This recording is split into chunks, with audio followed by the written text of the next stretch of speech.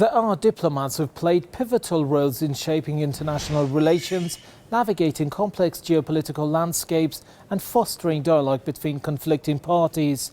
These individuals often bring unique insights and strategies to the table, influencing the course of history through their work.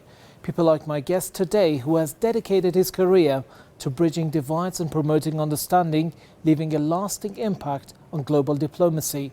Welcome to SORP. I am Bahman Nouri, your host.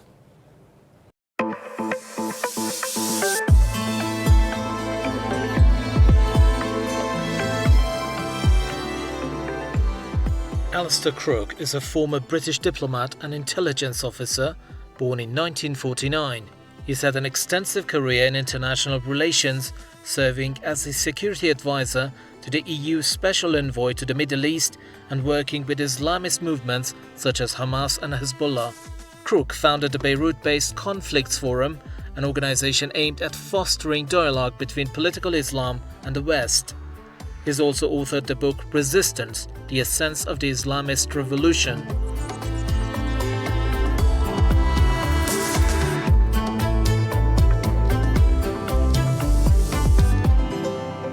Mr. Alastair Crooke, it's indeed an amazing honour to have you here on the SORP show. Thank you very much for inviting me. Of course. What made you interested in global politics? I don't think anything made me interested. I was always interested. It was somehow inside.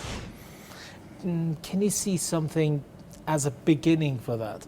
Something that made you curious about the world affairs? No, always.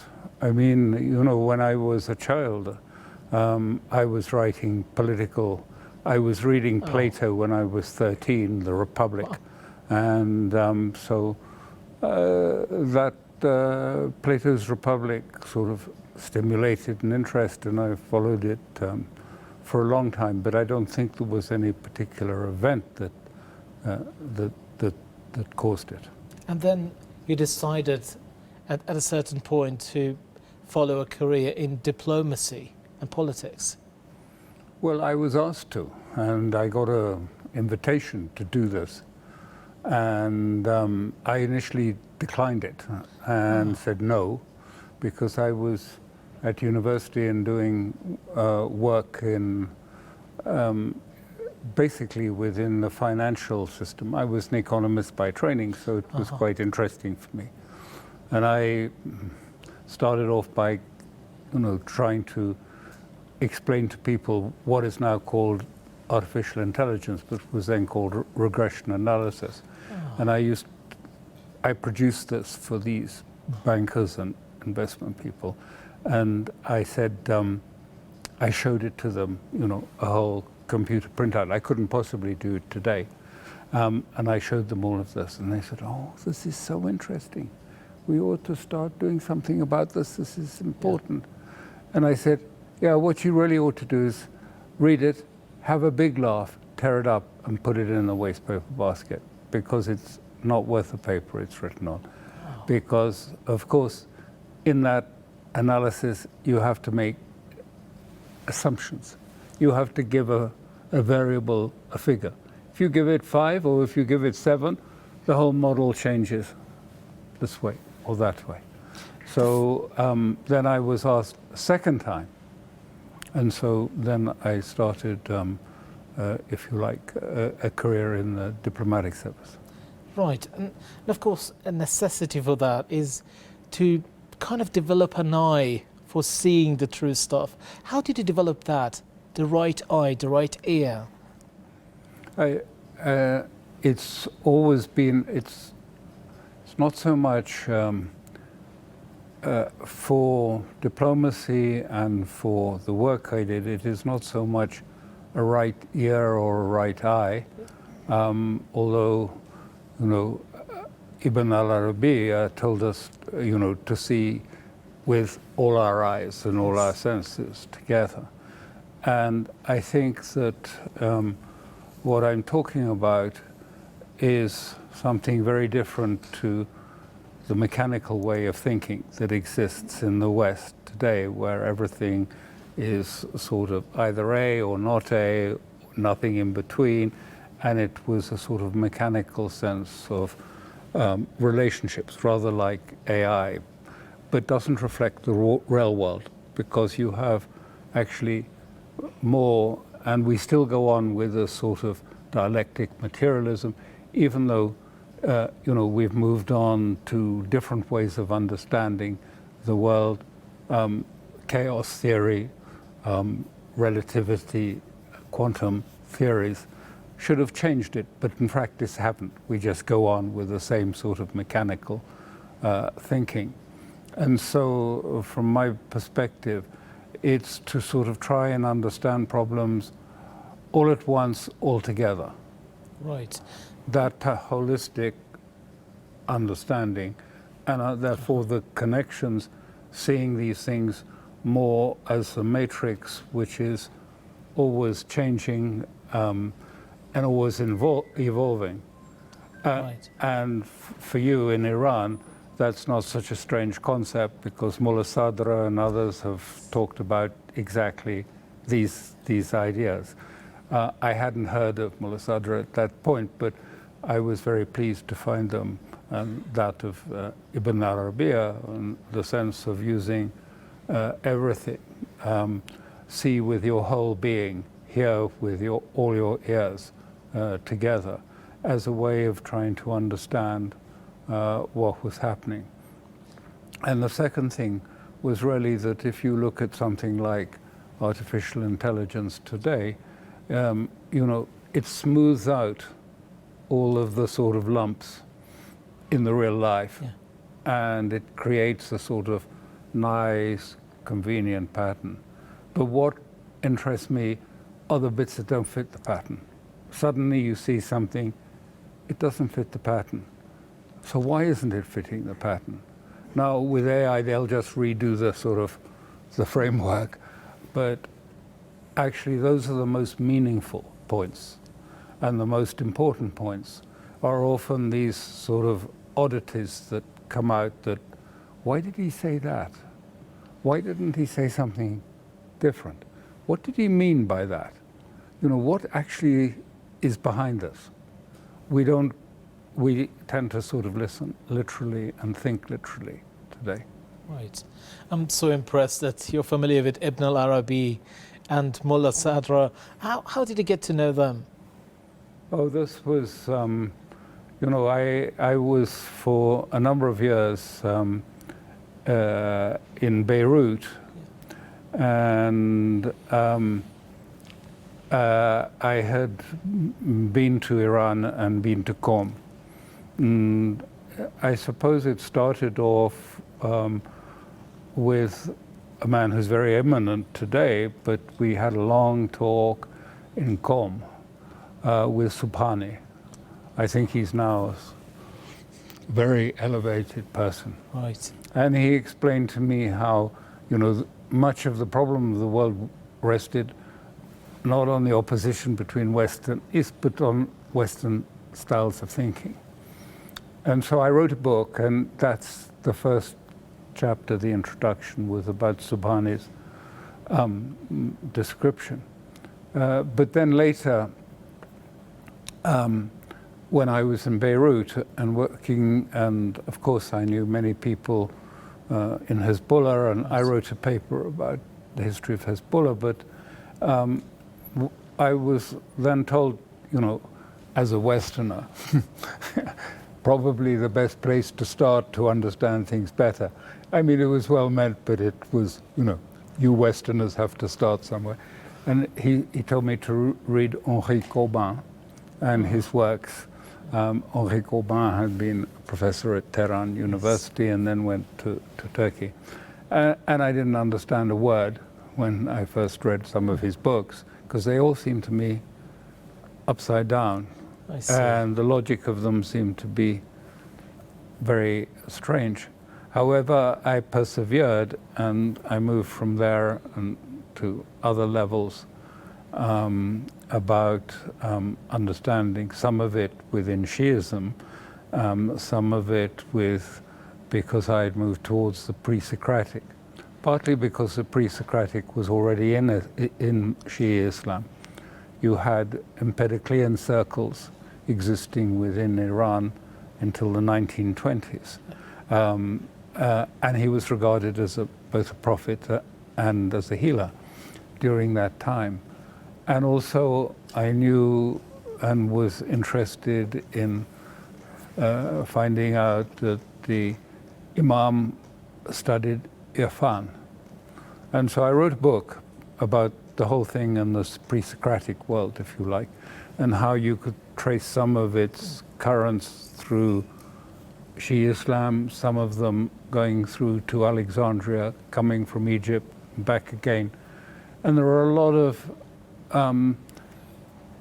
resonances. Yeah. I don't want to say they're not exact, they're all within their own point, but you go back to those early periods and you find, that much of the early thinking of Tibet, China, Mongol, Taoism and types of Buddhism were already in Italy in about 400 BC with Pythagoras, when an envoy arrived from the Mongol Tibet, from Hyperborea, and spent some months with Pythagoras in northern Italy. And we know this is not a tale or a story because it so irritated his pupils that this foreigner was taking all of his precious time, and he closeted himself with him at great length, that they wrote scathing commentaries about it. So we have the texts of several people who were present at that time. And then he went to Egypt and he brought back the understanding of ancient Egypt, if you like, which was then sort of covered over in Italy because it didn't fit with Christianity very comfortably. But stayed on and then ended up in Byzantium. Oh. And, we all think that, the classic European values and understandings came from Athens and from Greece and from Rome. It's not true. It was actually in Byzantium that these works were translated. And it was from Byzantium that the translations came to Iran and influenced Iran in ways I don't think even Iranians fully understand, in that the first works that came, which had a big impact in Iran, were described as the book of Aristotle, the philosophy of Aristotle. Only it wasn't Aristotle at all. It was the Enneads. It was translations of the Enneads who were misattributed to Aristotle. These little mistakes in history can often have long-term consequences for how Shiism developed and things like that. And so not surprisingly, when the great fracture came and one part of Islam went to Ibn Rushd and the other one Ibn Sina, if you like, possibly all of these influences had some effect on the course of our history. Lovely to know. That was a very interesting history, of course. And I was really curious when you talked about finding the oddities in the common narratives, and I couldn't help thinking about the mainstream media and today's world. How could you, for the first time, find the oddities in the narratives of the mainstream media? Oh, well, because, you have to ignore the mainstream media. It's all nonsense. I mean, these are purely narratives that are constructed for ideological or political purposes. And that's been a long case. I mean, it's reached a new height of absurdity with, narratives being a substitute for, actual practical results on the ground and outcomes, like you see, with the Russia-Ukrainian war. I mean, you have narratives, oh, the Russians are losing, da-di-da, all of these things. And there is a sense that if you lose on the battlefield, which is the reality of politics ultimately, when you have a trial of strength, finally, politics can follow that, but sometimes politics is the trial of strength. And so it was necessary to put all that, aside to try and understand these narratives, because the narratives were taking place of the actual events on the ground. We win because we have the winning narrative, not because we've actually achieved something or arrived at a point. It's because we have the winning narrative.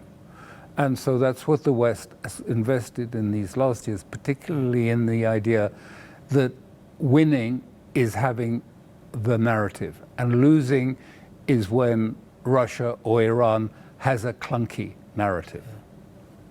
But what was the very first time that you noticed such oddity in the narratives? When you realized that this is all mainstream and there is something against the regular stream? Well, from school.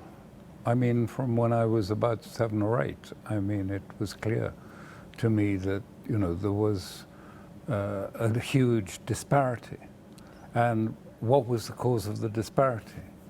It's not a great thing to do, be able to see these things, because then you get tagged as a contrarian. And contrarians are never popular, even at, school days. But it was obvious always that this was, different. Then I was very fortunate in one respect, is that when I was finishing university, this gentleman came to me and said, well, you come from, this was from a Western university, with a very polished Cartesian mental retort. And I'm now going to take a hammer and smash it. And he did. And I owe him a great debt for his smashing of the Cartesian retort, which freed me from the education. Because the education one gets now, I regret to say, is not education. A lot of it is just, there was a colleague of ours from Oxford, and he said, all we do now, we don't teach people. We just produce a very polished account of the conventional. And that's all universities now do. They want the prize, people who are conventional, who think conventionally, who will fit in, will not be square pegs in round holes. They want conventional thinking, and they actually discourage young people. So the young people that today, and it's a great sadness, young people today, who have some sort of energy and vitality and creative thinking, are put aside or put down because, they don't fit. They want people who are, say the right things and are conventional, and they fit it.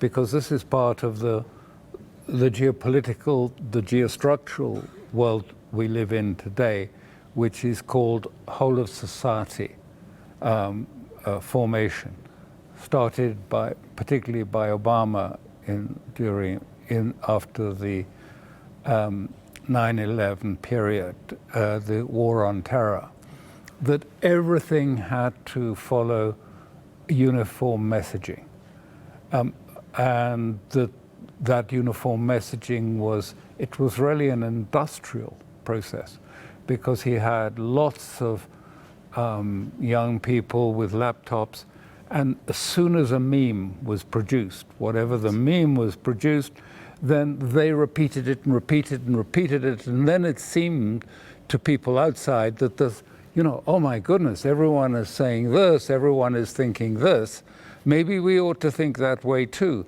And so he had a whole structure of laptops and people, young people, waiting for the meme, repeating the meme, picking it up at universities where they were funding departments of disinformation and what have you, to create a complete structure tied into the deep state, so that who were also part of this, having courses teaching people how to identify misinformation, disinformation, bringing in advertisers, bringing in businessmen, running these courses that everyone must have a disinformation course. This was, if you like, magnified during the COVID period, tenfold. And this is what, this is exactly what Trump described, or Steve Bannon correctly, his old companion from the old, he said, this is our existential enemy. Yeah. We have to destroy. And one of the things that destroyed it perhaps first was the fortunate ability to persuade Elon Musk to buy Twitter. Yeah. And that was one of the first things that started the destruction of the, if you like, the information whole of society. Well, of course it still goes on. I don't mean that it's all over, but I mean the big crack. And that crack keeps getting opened in different places in different ways. I mean, it's still prevalent and prominent in Europe. All, you have to think, there's one message, you stay on the message, or else you're out, or you're going to suffer the consequences. But you're one person who notices these cracks. How did you inform others, or try to inform others, of the existence of such cracks? Okay, that's the first part of your question. I think the first part of this, how do you inform others? Well, the first thing is that people cannot move out of this type of thinking that we have, mechanical thinking, directly. It's too buried. The only way I think you can do it, and what I have tried to do, sometimes less successfully or more successfully, is I move deliberately away from Aristotelian logic. Something is A or it's not A, to analogical logic. And I wrote, the last book I wrote was totally written in analogical logic, because that is the way you can get to the sort of Platonic, Plotinus ideas of betweenness. There's yes, A and not A, but there's a whole spectrum of betweenness between these two elements, and that we are moving between these elements. And that I took from parts of Shiism too. But that part of the, if you like, the always moving back between the two poles of a subject. The justice isn't absolute justice. There's justice that can turn into something that is entirely evil, and that can move back. And so you needed the sense of betweenness. And also the sense from the ancient world of unsaying. You can say, saying something is important, but you can then, if you do it in a way people don't notice so much, you can say something and then you can unsay it. And that sort of reduces the sort of rigidity and the structural shape of an idea, and allows you to sort of say, well, actually it's much more fluid than that, because you say it and you unsay it. I mean, you don't contradict it, but you find a way of unsaying it. So what I was saying is, always in my sort of sense of it, if you are at the literal level, which is where nearly all these things start, and you're blocked, you're paralyzed at the political level, then the only way you can do it is you have to move to a high level, even if it's maybe a level that you can explain by analogy or by mythology, to find the way in which you can overcome, if you like, the basic paralysis. So I said, what you could do in Iran I mean, it won't happen and won't work. But I said, just for an example for this is, this whole process at the moment is totally lopsided. You have one party who has a triad of nuclear weapons and delivery systems, who's threatened nuclear weapons, who has conventional weapons, who has threatened the other party. And then you have Iran that, according to the Americans' own assessment, hasn't got a weapon. So start again. Start thinking of it in terms of, for example, what it should be, what it needs to be, is actually an arms limitation discussion, not a all-or-once type of type of discussion. Yeah. And if you start thinking of it in terms of what sort of JFK did in the context of the wake of the Cuban Missile Crisis, Right. with Khrushchev, and persuaded, and the Russians actually took, the Americans took the first initiative and the Russians followed. But what came out of that was the START Treaty, the arms limitation, mutual inspection of weapons. Right. So why just to, break up the structure? Why not to throw a sort of grenade into the whole thing? Doesn't someone with the right standing get up and say, maybe this is the wrong way of approaching this question of Iran? Why don't we treat it as arms limitation talks? And why don't we suggest, hypothetically, perhaps it's time Israel was inspected by the IAEA, Yes. and have its weapons looked at, and of course Iran would be doing and required to do the same, Yes. and the two, we would negotiate inspections just as we had missile inspections agreements.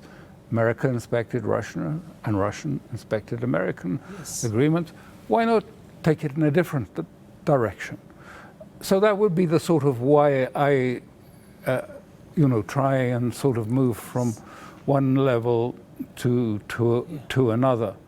Then the next period is much more difficult, is to try and then move it one stage further, which is to move it to something beyond the literal, to the level above that, to the, what do I call it, the unseen, if you like, politics, the unseen forces that exist outside of the literal. And to understand history, perhaps, in that way, and not as just literal history, but in something that is playing out altogether, all at once, evolving in that structure. And you also played a role in kind of facilitating ceasefires in conflict zones. Can you tell us about those experiences? Well, yeah, I mean, sometimes there'd be something, there'd be a car bomb go off in a nightclub, and there would be huge casualties. And the Israelis were then promising, you're right, Israelis were then threatening to destroy all of the Palestinian Authority. And Solana would come to me and say, all right, we've got to have a ceasefire now. And I would say to him, I'm not King Canute. I can't sit at the edge of the sea and tell it to, the tide to change. It doesn't. Yes. But I mean, he still, I said, you really have to have the right ability. And he said, well, we've got to do it because otherwise, I mean, the Israelis are going to go on the rampage and they're going to destroy everything in the Palestinian Authority hospitals, the civil. So I started off against, with a great skepticism, going to the Gaza, West Bank. I did town hall meetings in these towns where I invited everyone to come and ask me why I was calling for the ceasefire Hudna, why I was asking for it, what was its purpose. And of course, a lot of people were really angry at this and hostile. I mean, a great deal of hostility. They would come into these meetings and put a Kalashnikov pointing at you to underline the point that they had a disagreement with your position. But we went round and round, and eventually there would be a sense that it's worth to have a ceasefire. But still then, it seemed to me that it was not going to work. And I had to go back to Arafat every day and say, Arafat, tell this man in Khan Yunis, these are the orders, he has got to work with me. Right. Every night, backwards and forwards to get the power aspect of it, the authoritative aspect of the ceasefire. Ceasefires require a lot of work to get them to function properly. So I'd go back, and then the last thing I did was, and they thought I was crazy, and I went around all the leaders of that, and I said, I want you to phone each other, all of you together, saying, you know, this is really interesting. I think, you know, we could have a ceasefire developing. I think a ceasefire is coming. I don't care if you don't believe it. Of course you don't believe it. Just get on the telephones. And that was when the Israelis started to believe something was changing and something was happening, because they were intercepting all the telephone calls.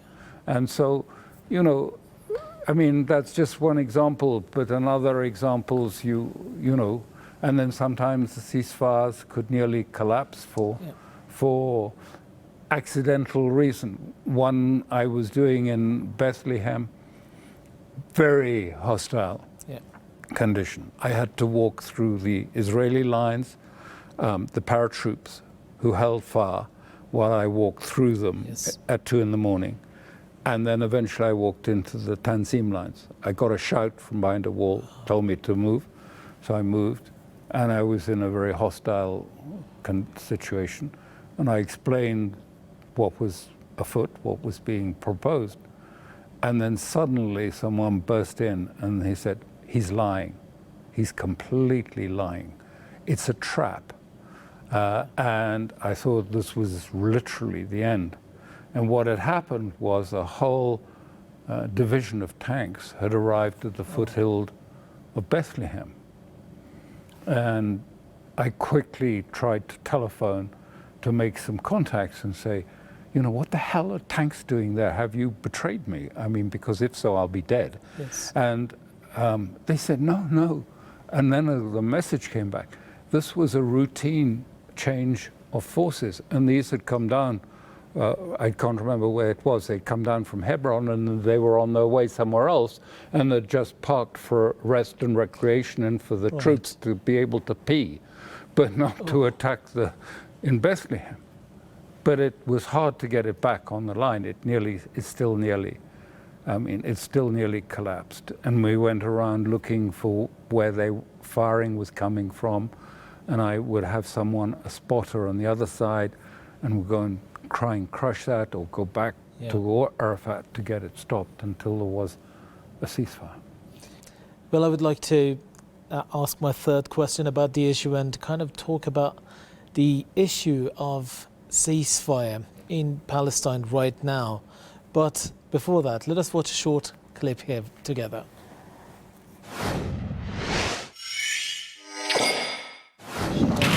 Spring 2008. While Israel celebrated its 60th anniversary, its neighbor Lebanon was again plunged into crisis. Hezbollah, branded by the West as a terrorist organization, was showing its power. The West responded with their favorite statement, "We don't talk to terrorists." Backlight went to Lebanon for a closer look, as many feel this is where the key to the region's future lies. Hello, Hussein. It's Alastair. Wow. This is also another fantastic film. The entire film is so thrilling. Can you tell us about this experience?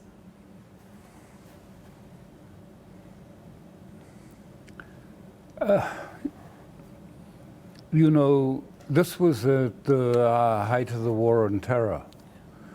And we were trying just to, if you like, open a few lines of communications. And you had to try and be, as I've indicated before, constructive to try and do it. So one of the things we did to sort of break the issue, which was, I don't know what date that was, but about this time, was on Al Jazeera. who was the head of it? Bin Gidder. I can't remember who was the head of it. But we organized that I and a former very senior CIO officer would sit with the deputy head of Hamas and the deputy head of Hezbollah, and we would have an open discussion. Right. And this was the first time anywhere. I mean, this was at the height of the war on terror, and this was the first time, you know, and it had a huge audience, 60 million at the time was a lot. I mean, you know, they asked us very direct questions and answers, and there was Hezbollah and Hamas and a European official and the CIA officer answering these. And I think only by this sort of shocking, you know, trying to shock a little the system into change, can you try and bring that sort of shift. I did it once more in Canada, and we had I went and gave a talk to a lot of businessmen in that was asked to talk about the resistance, the Islamist groups. And so we had a little sort of backdrop while we were preparing for the talk, and there was an orchestra playing, etc. and so on.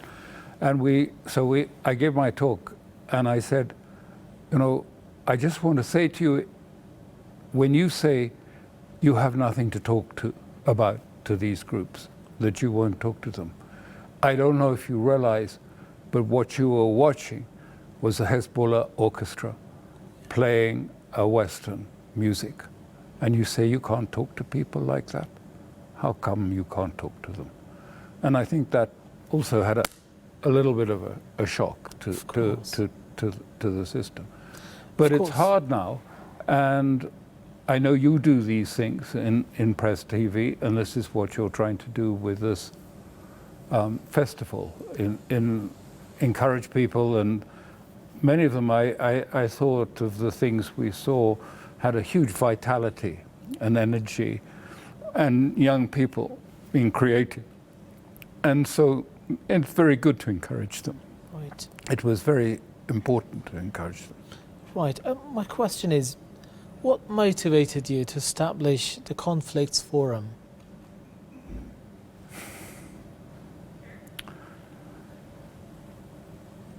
The work I was doing irritated someone at the highest level, the US president, who effectively told the Europeans that I was out. Monday, finish. Yeah. So I started that in the wake of that. And the other thing that I wanted to know, can you discuss the impact of your book, Resistance, the Essence of the Islamist Revolution, and the effect it had on public discourse? I can't tell you, you know, it's always the same problem. When my wife asked me, you know, what did you say, or what effect does it have if you give a talk? And I say, I never know. You'd know better than me if it has any effect or not. I don't try and measure that. So I don't know. But it was the prelude to this other book, which is not published, which was, as I say, a much longer look at all of this issue and about the resistance as a whole. And if I might say so, is sort of pertinent to what I think you're trying to do, and what I would say is missing from what I was seeing. When I was in Afghanistan, when I first went there, which was before bin Laden and the Wahhabis arrived there, it was a very diverse place. The Kandahar, which we now think of as sort of hardline Salafist, was actually Sufi more than anything else, and there were Shi'i also groups that were there. There was Gilani, Mujahidi, others, all Sufist and different forms. And then in the north you had Ahmad Shah Massoud, who had a sort of, if I can put it like this, a Maoist concept of Islam, when I say that to Westerners, they go nuts and they say, what, Mao and Islamism? God, want nothing to do with that. And then Gilgit in the north was all Sufi, really, too. And then we went through the period. I won't go into it. But when I left it, after what had happened, and I had warned Washington, I went there and I gave a talk to people and I said, you actually have to differentiate political Islam and not lump it into one thing. Right. You have to have a differentiated understanding. Some of these groups are going to be really dangerous in the future. And you ought to be aware of that, and you ought to take that into account. Others will be, servants of their own communities and or positive things. And I went and said the same to Prince Turki, who was the head of Saudi intelligence at the same time. And he just smiled and said nothing. And America said to me, oh, listen, Alastair, we listened real hard to your warnings about these groups, people like Gulbuddin Hikmatyar and so on. But those people you're warning about, those very people, they sure kick communist ass. And this was, the introduction of the extreme Salafists was about kicking ass, as it was in Syria. And now, and I gave a talk in Russia the other week, and I said, I see the same thing happening now in Syria. Syria has had Salafism. It has Levantine Sunnism. It has a huge diversity. And now the West has introduced, West and Turkey have introduced Shara, who is an ISIS figure, extreme, the most reductive, narrow, scientific so-called Salafism, the opposite of what, the Sufi existence in that, and also the diversity. So you're going to end up like Afghanistan, which is now wall-to-wall Salafism. That's going to be, but except that in Syria it's going to be worse because you're creating the fusion between the Muslim Brotherhood and ISIS. And that is going to affect everything. Is going to be hugely destructive of groups like that believed, as Ahmad Shah, as Sheikh Yassin did, and Sinwar, that actually it was about national liberation and an anti-colonial. They went far back in terms of, the post-war Bandung ideas and conference about these things. And this sort of fragmentation of Islam has been very evident to me, and Syria is a perfect example of this process. And I think I would say to you what is so important is, in a way, the activism needs to be encouraged, and is obviously, there's some very, committed, passionate activists. Right. But there needs to be the sort of sense of a liberation project. And this is why they took Al-Quds. I mean, they took Al-Aqsa as the frontispiece. The Al-Aqsa flood. I mean, because it isn't Sunni, it isn't Shi'i, it isn't Salafist, it isn't Muslim Brotherhood. It represents a thread of civilization of Islam, including all its tensions and ups and downs, but it is a thread of Islam that was important. And I think that was the only thing I would say that I felt from this conference, is the need to sort of go beyond the activism to sort of having a vision. Yes. A vision that is not literal, but is a vision that can energize and bring people together and not see the fragmentation where now we have this sort of Egyptians in Syria promoting a Muslim Brotherhood revolution in Egypt, and the same thing happening in Jordan. I mean, everything is fragmenting and breaking up. Of course. And the question is how to pull everything, if you like, together. This is indeed a very interesting conversation, but we are going to come back after a short break.